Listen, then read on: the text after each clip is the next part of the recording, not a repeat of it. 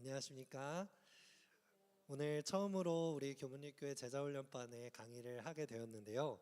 우리 교문리교회 성도님들을 이렇게 오전 시간에 말씀 가운데 만날 수 있는 기회가 있다는 사실이 참 감사한 것 같습니다.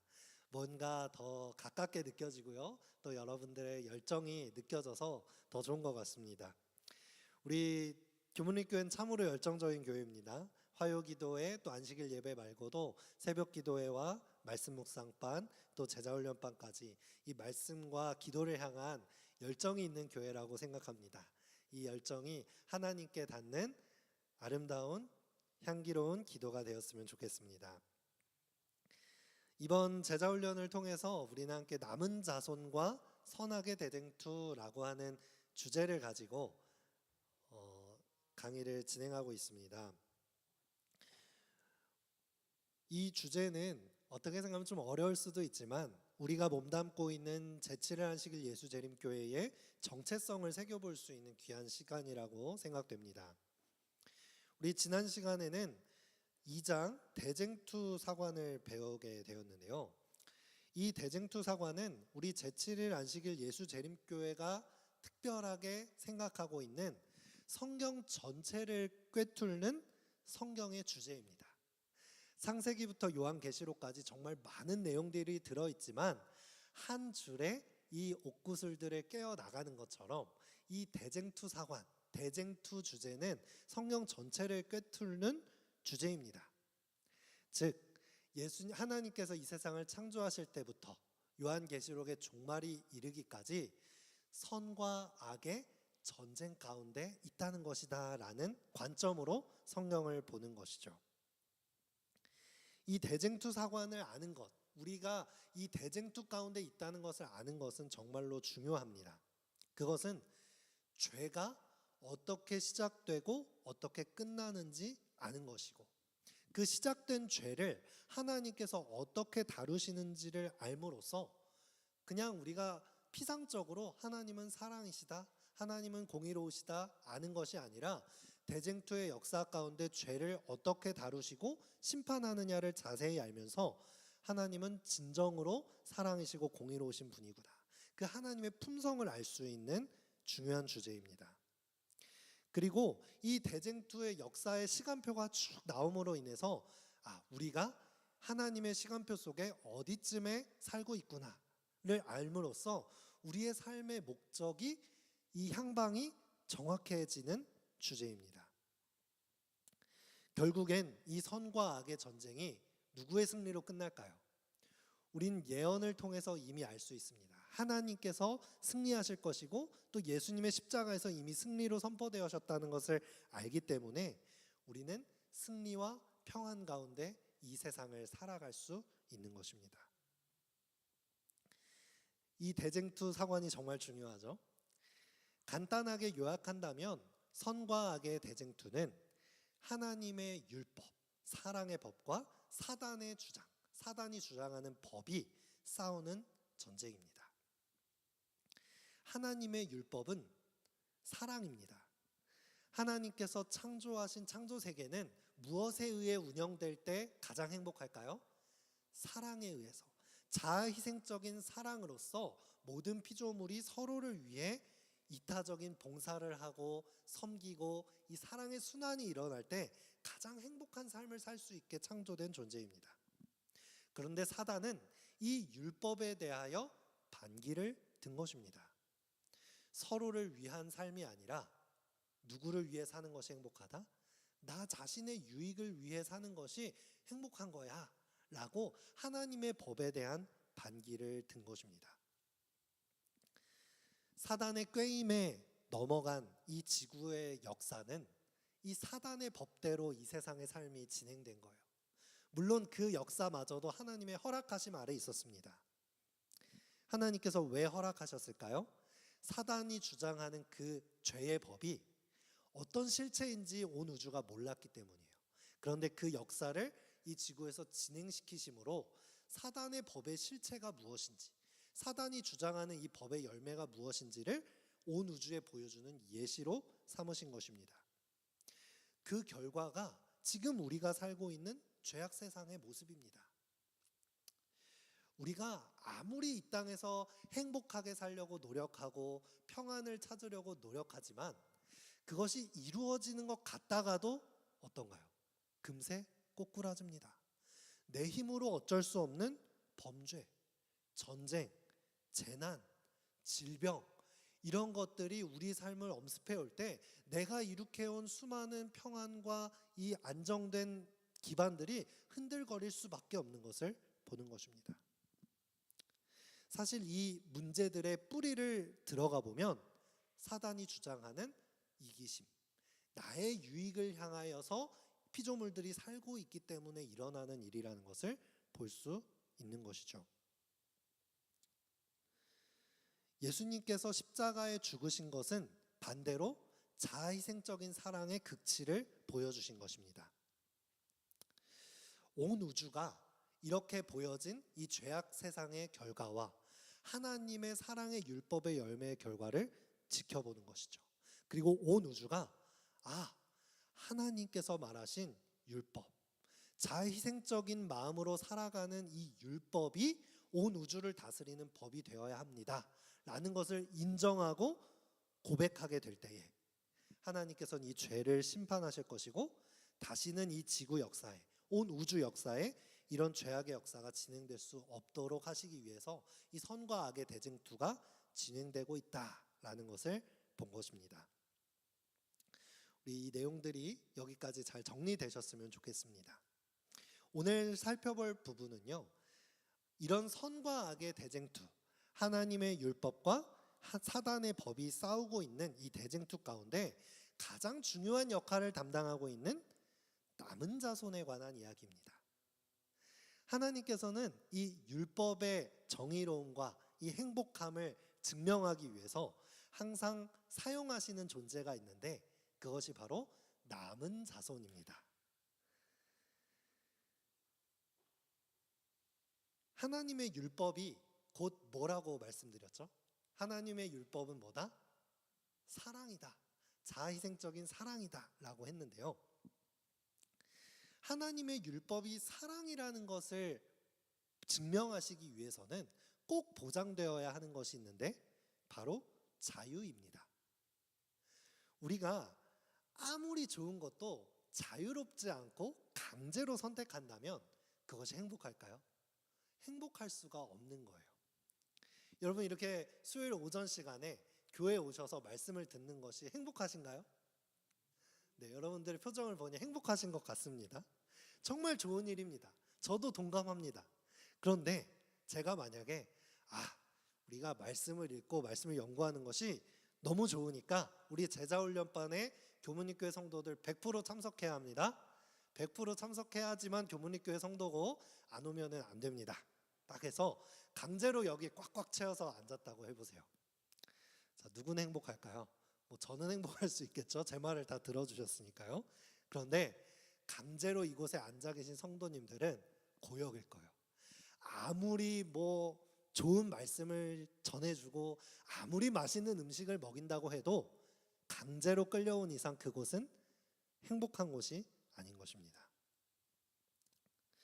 하나님의 율법은 이 사랑을 실천하는 것이기 때문에 강제로 율법의 말을 듣도록 하는 것이 아니에요. 하나님의 율법이 정말 좋은 것이구나, 이것이 사랑이구나 라는 것을 깨닫고 자발적으로 선택한 사람들이 이 하나님의 율법을 가지고 선과 악의 대쟁투를 싸워나가고 있는 것입니다. 자, 그런 의미로 여러분은 이 제자훈련에 있어서는 제자훈련을 자발적으로 선택한 남은 무리인 것입니다. 이해하시겠죠? 하나님의 율법에도 남은 무리가 필연적으로 있어야 한다는 것이에요. 기쁨으로 하나님의 율법의 편에 선 사람들. 그렇기 때문에 이 선과 악의 대쟁투에 쓰임 받는 사람은 늘 남은 자손일 수밖에 없는 것입니다. 자발성이 필요하기 때문이죠. 자, 남은 자손, 렘넌트라고 하는 이 단어 속에는 수가 적은 무리라고 하는 뜻이 담겨 있다고 생각합니다. 남아있는 무리이기 때문이죠. 남은 무리는 대세가 아닙니다. 대중이 아니고 적은 무리일 수밖에 없습니다. 우리가 한번 주변을 둘러보시기 바랍니다. 나는 하나님을 믿고 하나님의 율법을 따라 사는 것이 너무 기쁘고 너무 평안이 가득한데, 실상 하나님의 율법을 선택해서 사는 무리가 많은가요? 적은가요? 이 기쁨을 알고 선택하는 사람이 정말 적습니다. 어쩌면 우리가 그런 이 율법의 기쁨을 알고 선택했다는 것이 정말 기적적이고 은혜라고 느껴질 정도로 정말 적은 무리입니다. 하나님은 전지전능하시고 진리에는 능력이 있다고 하는데 과연 이것이 승리할 수 있을까? 우리가 가진 진리와 복음이 너무 작아 보이는 것이죠. 세상의 문화는 화려해 보이고 세상의 철학과 문화들은 너무나도 번영해 가는 것 같은데, 우리가 가진 진리는, 정말 마지막 이 선악 싸움을 싸우는 진리는 풍전등화처럼 미약해 보이는 것이 사실입니다. 우리나라에서 이 가장 존경받는 위인을 꼽자면 이순신 장군을 항상 1등으로 꼽는 것 같습니다. 이 이순신 장군의 용기와 기계는 우리나라 사람들의 존경을 받기에 정말 충분합니다. 임진왜란이 6년 이상 계속되고 조선의 수군이 계속된 패전을 거듭하였습니다. 이 조선의 수군은 완전 혼비백산하고 사기가 바닥에 떨어졌어요. 이 조선의 왕이 이렇게 된 이상 수군을 없애야겠다라는 결정을 내리려고 합니다. 이 수군을 없애고 육지에서의 전쟁으로 결판을 보겠다고 하는 것입니다. 그런데 이건 굉장히 위험한 결정이죠. 왜냐하면 외적들이 즉시 어디로 올 수 있어요? 수도로 가까이 올 수 있는 결정이기 때문에 이 나라의 흥망을 결정할 너무 중요한 결정이었습니다. 그런데 그때 이 이순신 장군이 왕에게 아뢰입니다. 전하, 신에게는 아직 12척의 배가 남아 있습니다. 다른 사람들은 다 무너져가는 사기가 땅에 떨어진 수군의 이 큰 대세를 보았지만 이순신 장군은 무엇을 보았습니까? 남아있는 전력을 본 거예요. 아직도 용기를 가지고 있고 나라를 위해 헌신할 남은 배가 12척 있다라고 왕에게 보고하고 아직 수군을 없애지 말아주십시오. 그리고 아주 유명한 이 명량해전을 치르죠. 12척의 배를 가지고 일본의 133척의 배를 무찌릅니다. 아주 이 훌륭한 작전을 세웠죠. 이것은 전쟁사의, 지금까지의 전쟁사를 돌아봐도 찾아볼 수 없는 놀라운 전쟁의 승리사입니다. 하나님의 전쟁도 마찬가지입니다. 하나님의 전쟁, 이 선과 악의 대쟁투는 굉장히 적어 보이지만 남은 자손에게 달려있는 것입니다. 그 숫자가 많고 적음이 하나님께는 전혀 중요하지 않습니다. 남은 자손이 적은 무리라는 것을 내포하기도 하지만 남은 무리는 그만큼 정예 부대라는 것을 우리는 알 수 있어요. 사단의 거센 유혹과 죄악이 이 파도처럼 우리를 휩쓸려고 할 때 하나님의 율법을 선택하고 그 계명대로 살아가고 예수님께서 십자가에서 승리하신 그 사실을 믿음으로 하나님의 율법이 온 우주를 행복하게 할 법이다라는 것을 옹호하는 것이 적지만 정예부대인 남은 무리인 것입니다. 하나님께 그 숫자가 중요하지 않은 것은 하나님께서는 이미 전지전능하신 능력을 가지고 있기 때문이에요. 사단의 이 법이 강력해 보이지만 사실은 하나님이 허락하신 정도의 일만 할 수 있는 것입니다. 아무리 적은 무리라도, 아무리 적은 남은 무리라도 승리할 것이 확실한 것입니다. 우리가 세상의 많은 대세의 문화를 바라볼 필요가 없어요. 어떤 환경을 보는 것이 아니라 우리의 수장 되시는 하나님, 이 율법을 만드신 하나님을 바라볼 때에 우리는 주변 환경에 흔들리지 않고 하나님의 율법을 선택할 수 있는 것입니다. 우리 교재 나눠드린 이 교재 파일 22페이지에 있는 것인데요. 우리 책이랑은 아마 좀 페이지가 다를 것 같습니다만 우리 읽어드리도록 하겠습니다. 하나님께서는 이 세상이 영적 위기에 처할 때마다 남은 자손을 택하셔서 그들에게 특별한 사명을 위탁하셨다. 남은 자손의 사명을 올바로 이해하기 위해서는 먼저 그들이 지닌 특성이 무엇인지를 알 필요가 있는데, 이는 그들이 지닌 특성과 그들이 부여받은 사명은 서로 불가분의 관계에 있기 때문이다. 오늘 우리는 남은 자손의 특성에 대하여 살펴볼 것입니다. 하나님께서는 우리를 항상 남은 자손을 선택하셔서 이 성과학의 대증투를 이끌어 오셨기 때문에 이 남은 자손의 특성을 이해하는 것은 정말 중요합니다. 우리가 이렇게 성경을 연구하고 예배드리고 또 남은 교회라고 하는 제7일 안식일 예수 재림교회의 성도가 되었는데, 정말로 내 삶은 남은 자손의 특성에 맞게 꼴지어져 있는지, 우리 교문리 교회는 정말 남은 교회의 역할을 감당하고 있는지 점검할 수 있는 시간이 되었으면 좋겠습니다. 그리고 오늘 시간을 통해서 남은 자손으로서의 좀 부족한 모습을 발견했다면 그것을 보완할 수 있는 시작점이 될 수 있으면 좋겠습니다. 자, 우리가 성경의 인류의 역사 속에, 이 성경의 역사 속에서 남은 자손은 어떤 존재였는지 한번 쭉 살펴보도록 하겠습니다.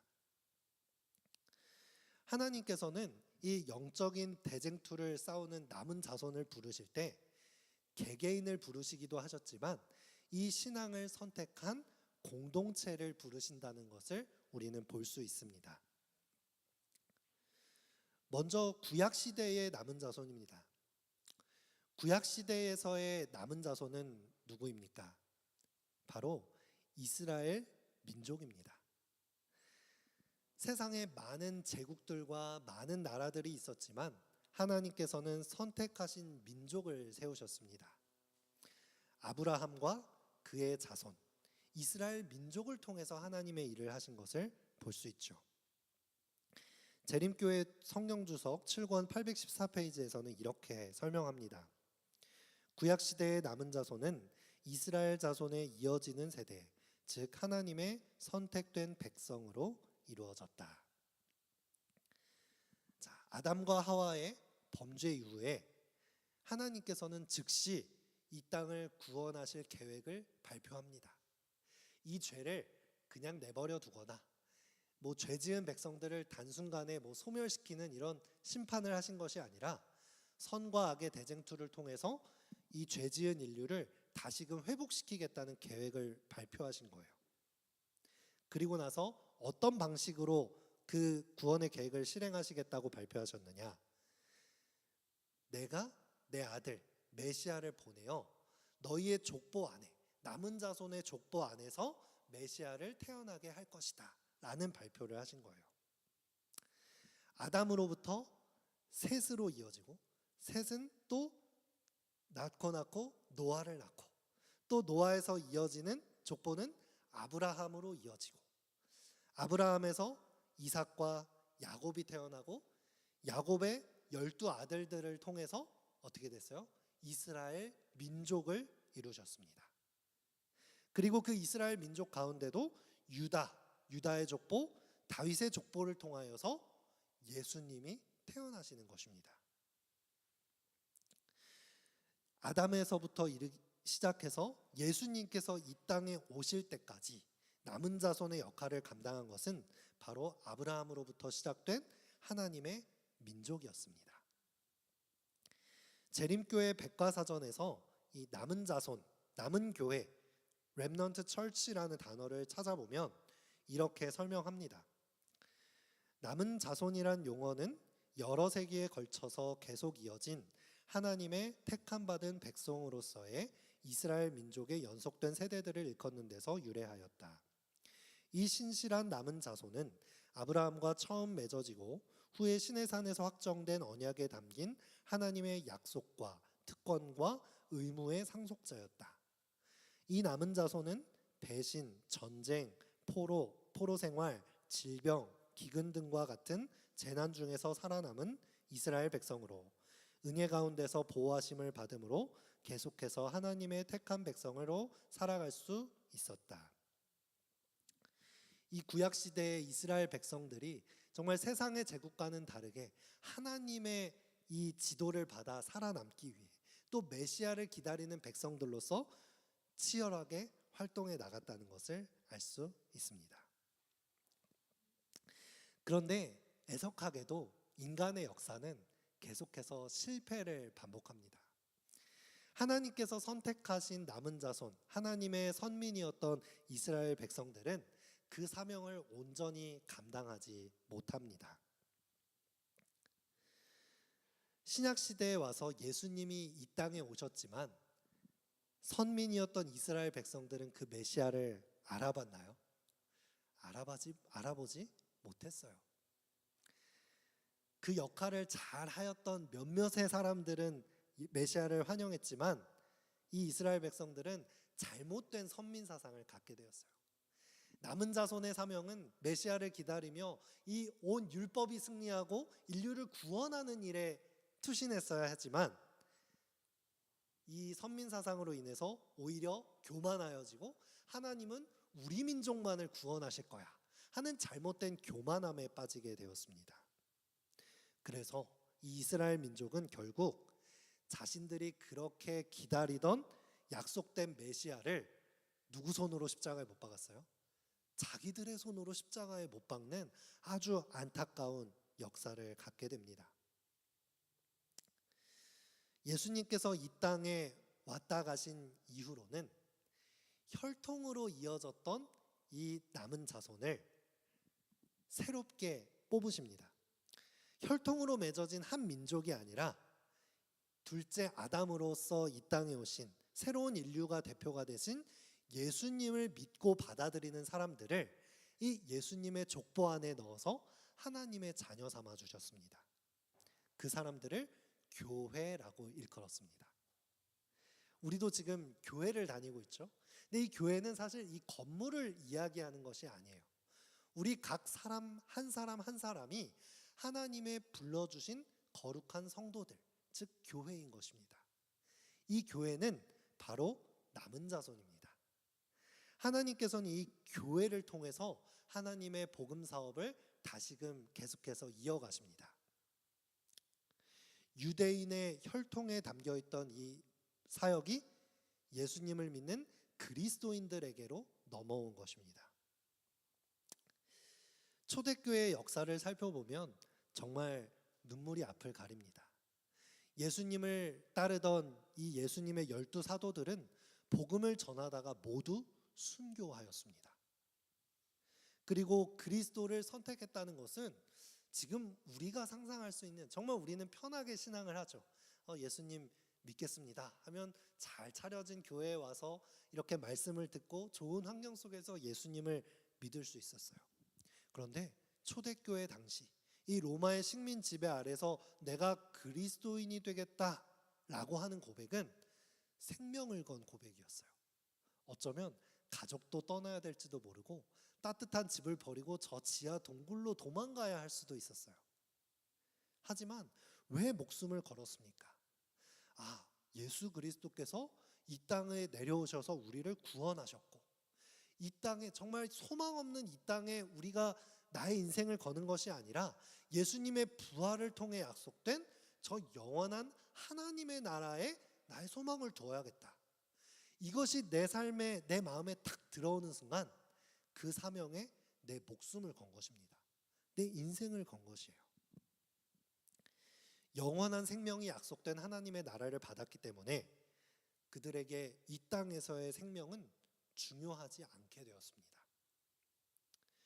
그들의 생명보다 오히려 더 많은 사람에게, 더 많은 민족에게 땅끝까지 복음을 전하는 것이 이 초대교회 그리스도인들에게 가장 중요한 사명이 되었어요.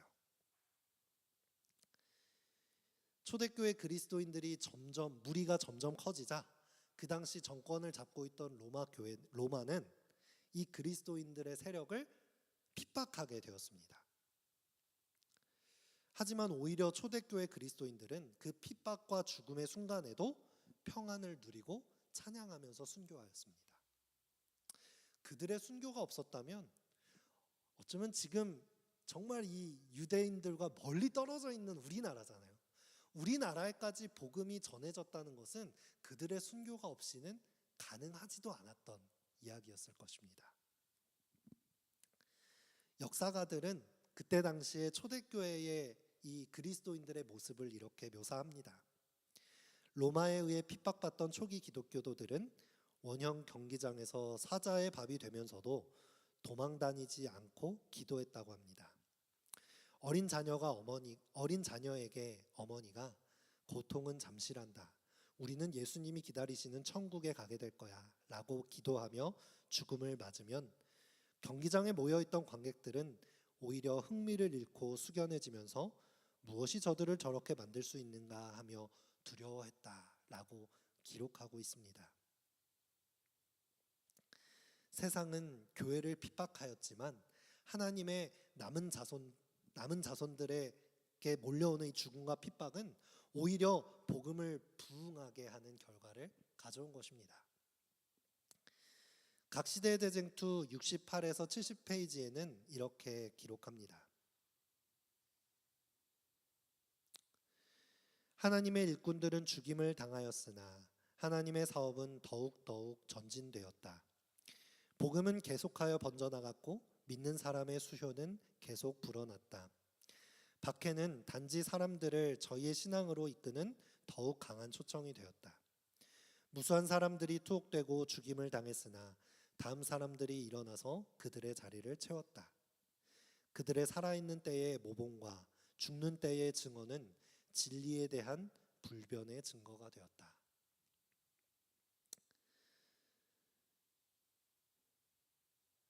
하나님께서는 이렇게 유대 민족의 뒤를 이은 남은 자손, 이 초대 교회를 통하여서 일하신 것입니다. 그런데 아까 제가 뭐라고 말씀드렸죠? 인간의 죄악의 역사는 이 남은 자손마저도 실패하는 역사를 가져오게 됩니다. 이런 교회마저도 사단의 유혹 앞에서 타락하고 또 세상의 죄와 타협하여서 오히려 하나님의 말씀보다 세상의 권력과 타협을 하고 손을 잡고 교회의 전통을 중요시하는 세속적인 무리로 변질되기 시작합니다. 이 로마에서 핍박을 하던 작전을 바꿔서 이 기독교인들을 자신의 편으로 만들기로 결정을 했습니다. 이 로마는 우리 로마의 국교를 기독교로 만들겠다라고 선포를 하면서 이 교회를 구슬렸습니다. 교회의 지도자들을 높은 권력의 자리에 앉히기 시작했고 하나님의 말씀, 하나님의 율법의 계명보다는 이 로마의 법을 따를 수 있도록 종교 지도자들을 구슬렸습니다. 그때 이 남은 자손이 끝까지 하나님의 말씀을 붙들었다면 아마 그 남은 자손의 역할을 잘 감당하였겠죠. 하지만 이 초대교회, 로마 가톨릭 교회는 점점 부패하기 시작한 것입니다. 자, 하나님께서는 거기서 이 선과악의 대쟁투에서 패배로 끝나실까요? 아닙니다. 또 다시 남은 자손을 선택하십니다. 16세기부터 시작된 이 종교 개혁이 시작되는 것이죠. 로마 가톨릭 초대교회가 부패하자 그 속에서 또 남은 자손이 등장하는 것입니다. 이 종교개혁을 시작한 종교개혁의 지도자들은 교회의 전통을 따르는 것이 아니라 다시 하나님의 말씀으로 돌아가기를 결정합니다. 교회의 지도자들이 이 세상의 권력을 잡는 것이 아니라 이 세상에 하나님을 알지 못하는 많은 이들을 구원하는 데에 먼저 섬기고 봉사하는 역할을 해야 한다는 것을 다시 고백하면서 새로운 교회를 만들어 나가기 시작합니다. 그것이 바로 개신교회입니다. 성령주석 7권 814, 815페이지에는 이렇게 설명합니다. 하나님께서는 16세기의 종교개혁을 통해서 다시 한번 한 남은 자손을 영적 바벨론으로부터 끌어내시기로 하셨다. 종교개혁의 역사를 우리는 많은 역사책을 통해 알 수 있습니다. 루터를 포함하여 존 위클립, 후스나 제롬, 틴델, 칼뱅, 존 웨슬리, 수많은 개신교의 부흥을 이끌었던 이 종교개혁의 지도자들은 아주 담대하게 이 로마 카톨릭의 부패에서부터 굳건히 일어났습니다. 그리고 자신들의 손에 들려진 이 성경을 가지고 자신들의 깨달은 진리를 바탕으로 개신교회를 세워 나간 것입니다.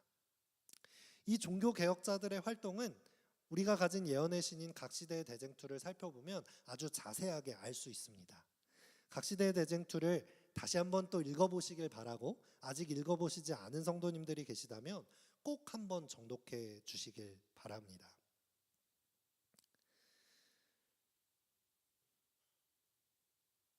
그런데 이 개신교회들마저 또 어떻게 될까요? 실패합니다. 또 죄악 앞에 타락하고 사단과 손을 잡는 일들이 일어나는 것이죠. 우리 사람들은 어떻게 생각하면 대세에 속하길 바랍니다. 평범하게 살길 바라고요. 이 세상에서 큰 무리가 되어서 이 세상을 이끌어 나가길 바랍니다. 남은 자손이라고 하는 소수의 역할을 감당하기에는 우리의 이 본성이 너무나도 강력한 것 같습니다.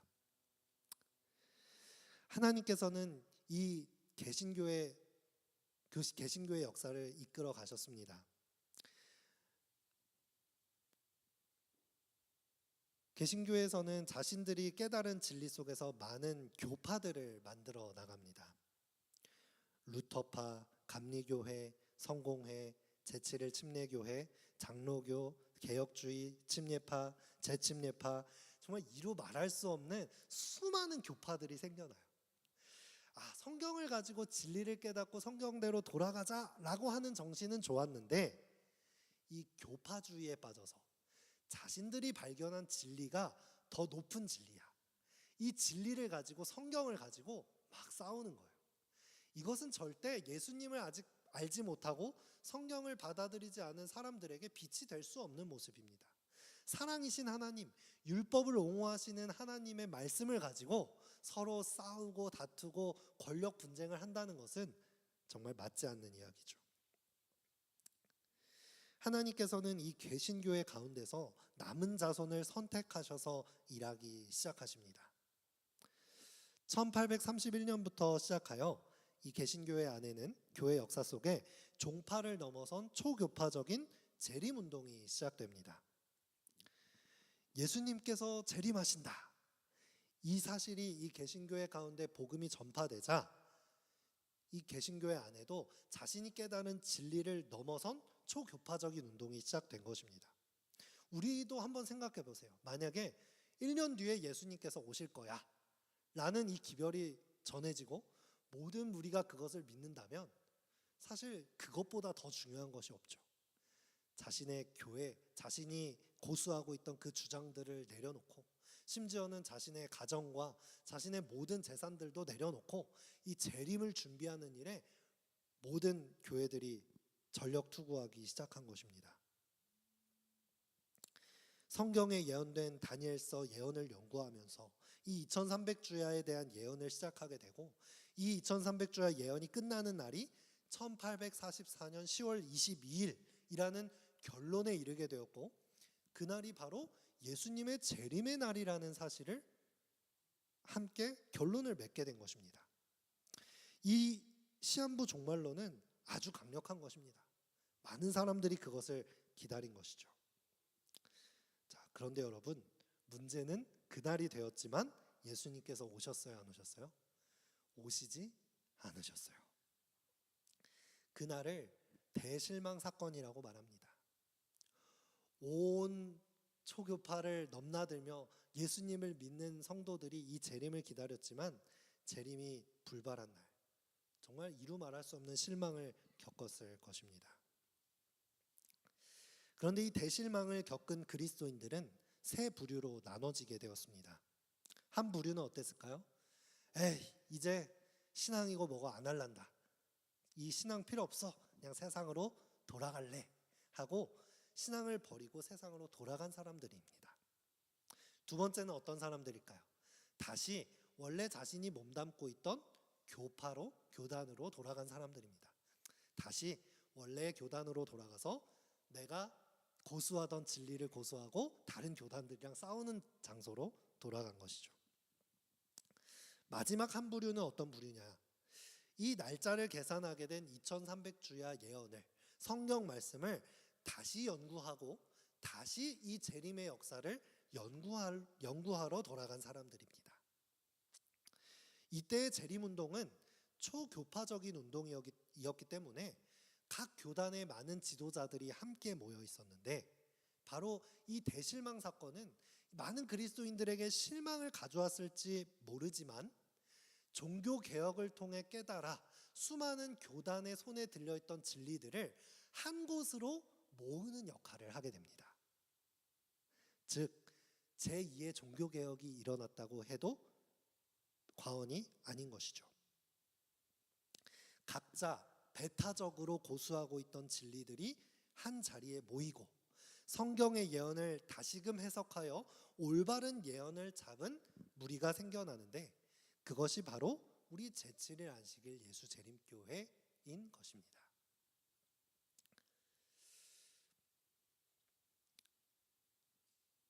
우리 재림교회 백과사전에서 계속해서 이렇게 설명합니다. 종교개혁 시대의 개신교회들은 한 세기 이상 계속된 교환권의 배도 이후에 등장한 하나님의 신실한 남은 무리로 여겨질 수 있다. 재림교회는 개신교회의 여러 분파가 하늘의 임명을 받은 진리의 선구자로서 각각 자신에게 주어진 사명에 따라 복음의 각 부분을 본래의 순수한 상태로 회복시켰다고 믿는다. 재림교회는 이 대쟁투 사관 속에서 다른 교단들이 발견한 이 진리들이 성경적이라면 그것은 남은 자손의 역할을 한 것이다 라고 인정한다는 거예요. 우리 마음속에 다른 교파들을 깎아내리고 우리만 진리를 가진 사람들이야 라고 교만한 마음을 갖는 것은 성경적인 것이 아닙니다. 이 대쟁투의 역사를 아는 사람들은 그것들이 하나님의 섭리의 인도하심이라는 것을 아는 사람들이에요. 하지만 이것이 중요합니다. 하지만 이들은 하나씩 차례로 진리에 대한 자신들의 부분적 이해에 만족함으로 하나님의 말씀 빛이 증가했음에도 불구하고 앞으로 더 나아가는 일에 실패했다. 그들이 앞으로 나아가는 일을 거절함에 따라 하나님께서는 이 땅에 거하는 사람들에게 그분의 진리를 선포할 다른 하나의 택한 도구를 불러내셨다. 이 대쟁투의 역사가 또 한 번 진행되는 것이죠. 말씀의 빛에 따라 진전을 이루지 못하고 교파주의로 나뉘었던 개신교회가 이제는 하나님의 빛에 따라 점진적으로 발전하는 교회가 된 것입니다.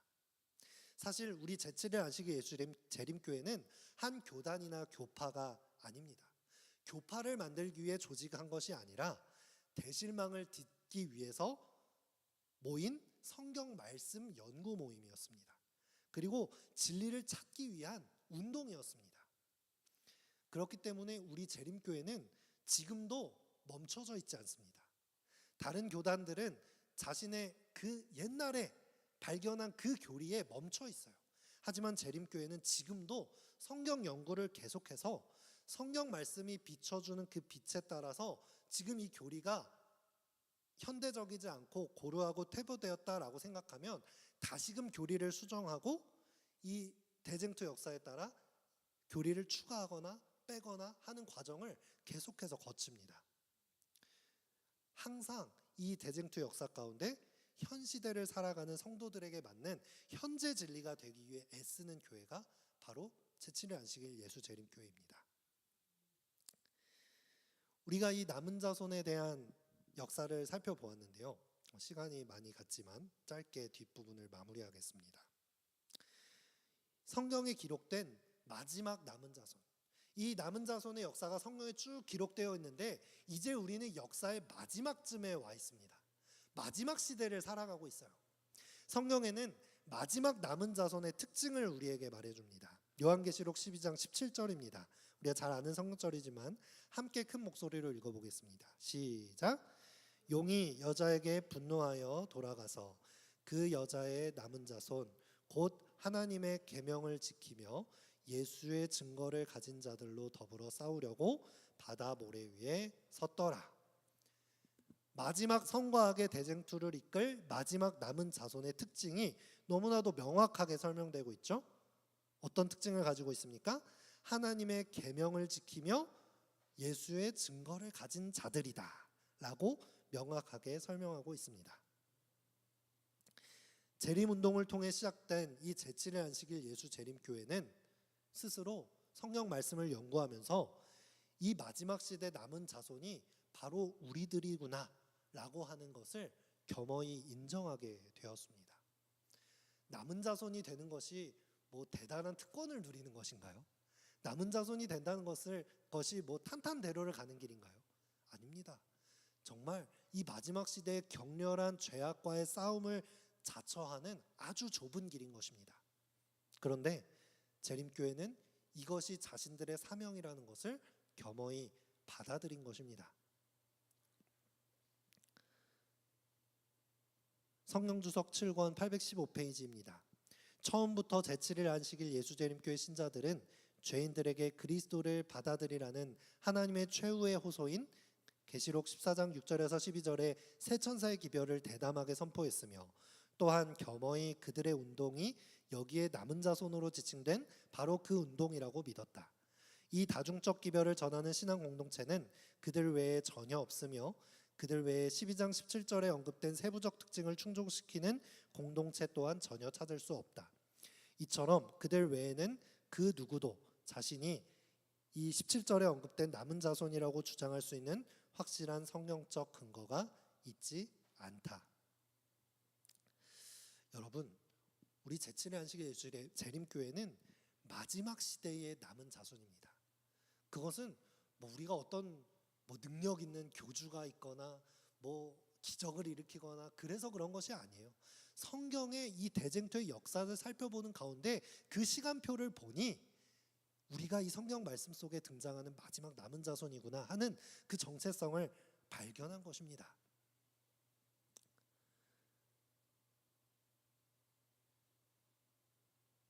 우리 이 내용들을 세세하게 다룰 수 없음이 좀 아쉽지만, 우리 제7일 안식일 재림교회는 성경에서 발견할 수 있는 이 마지막 남은 자손의 특징을 모두 가지고 있고 그 예언을 성취한 무리인 것입니다. 사랑하는 우리 교분립교회 성도 여러분, 우리들은 어디에 속해 있습니까? 성서적으로 볼 때 제7일 안식일 예수 재림교회는 분명히 남은 교회로서의 정체성을 가지고 있습니다. 그런데 이스라엘 백성들은 그 정체성을 가지고 있으면서도 어떻게 했어요? 사명에 실패했습니다. 많은 남은 자손들이 그 정체성을 가지고 있으면서도 실패의 역사를 거듭했습니다. 우리들도 어쩌면 이런 정체성을 가지고 있으면서도 그 사명을 다 하지 못하는 안타까운 역사를 가진 남은 자손이 될 수도 있습니다. 우리의 연약함으로 인해서 그 사명이 실패하더라도 하나님의 구원의 이 시간표는 흘러갈 것이에요. 그런데 기왕이면 우리가 마지막 남은 자손의 정체성을 가지고 있다면 정말 이 대쟁투 사업에 그 역할을 다 할 수 있는 성공한 남은 자손이 되면 좋지 않겠습니까? 예수님께서 재림하러 이 땅에 오셨을 때에 예수님을 알아보지 못하고 부끄러워서 숨으며 구원을 맞이하는 것이 아니라, 하나님, 저희 정말 남은 자손으로서 주님을 위하여 열심히 일하고 재림을 기다렸습니다. 이 남은 자손으로서의 사명을 완수하였습니다. 주님께 칭찬받는 그런 남은 자손이 되면 좋지 않겠습니까? 우리가 그저 다른 기독교인들처럼 그냥 십자가 은혜로 구원받았다, 이걸로만 만족하고 평안하며 사는 존재들이 아니라 이 남은 자손의 사명을 감당할 수 있는 사명 공동체가 되었으면 좋겠습니다. 구원 공동체를 넘어서 사명 공동체가 되는 우리 교문립교회가 되기를 간절히 소망합니다. 우리 기도함으로써 이 시간을 마무리하겠습니다. 하늘에 계신 우리들의 아버지 하나님, 오늘 저희들이 이 마지막 시대의 남은 교회, 남은 자손임을 다시 한번 깊이 상고할 수 있는 시간을 주시니 감사합니다. 주님, 저희들 때로 이 남은 자손이라고 하는 귀한 정체성을 부담스럽게만 여기고 때로는 너무 가볍게 여기면서 저희들에게 맡겨진 사명을 등한시할 때가 정말 많습니다. 이러한 부족한 죄인들임에도 불구하고 저희들을 사용하여 주시는 은혜에 감사드립니다. 주님, 남은 교회라는 이름이 부끄럽지 않은 삶을 살 수 있도록 믿음을 더하여 주시옵소서. 저희들의 힘과 능력으로는 이 사명을 감당할 수 없사오니 성령의 능력을 부어 주셔서 이 사명을 능히 감당하는 재림교인들이 될 수 있도록 도와 주시옵소서. 우리를 죄에서 구원하신 예수님의 이름 의지하여 간절히 기도드리옵나이다. 아멘. 우리 잠시